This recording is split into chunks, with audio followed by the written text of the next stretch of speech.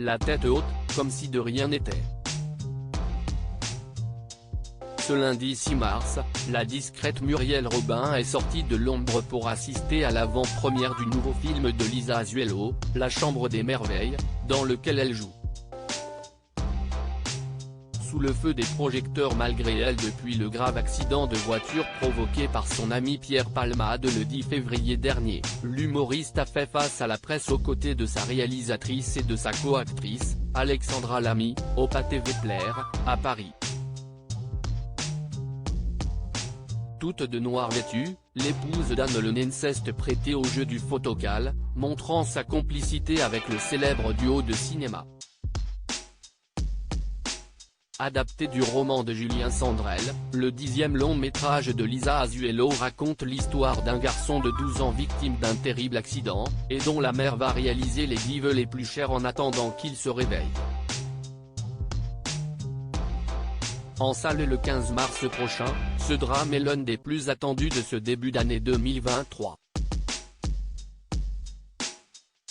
Soutenue par sa femme dans les coulisses de cette grande soirée, Muriel Robin n'a fait aucun commentaire sur l'affaire Palmade malgré les nombreuses spéculations circulant au sujet de sa relation tendue avec le comédien de 54 ans, dont la détention provisoire a été levée pour raison de santé.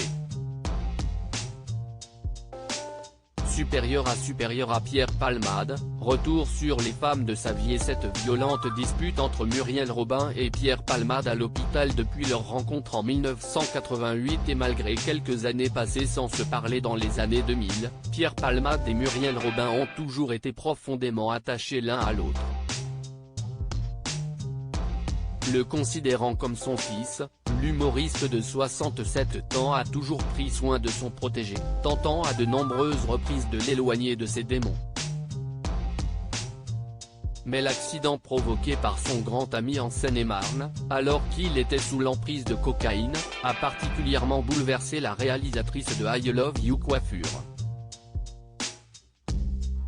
Muriel Robin, ainsi que Claire, l'une des sœurs de Pierre Palmade, aurait d'ailleurs cessé de lui rendre visite à l'hôpital après une altercation.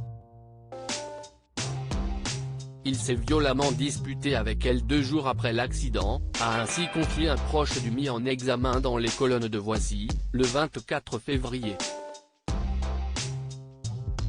Très en colère contre son ex-acolyte de scène, l'actrice l'aurait notamment traité d'assassin, a indiqué cette même source à nos confrères.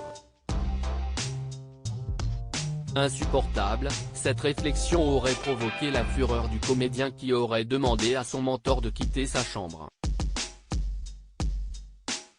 Ils ne se sont plus revus, avait alors précisé l'informateur au magazine.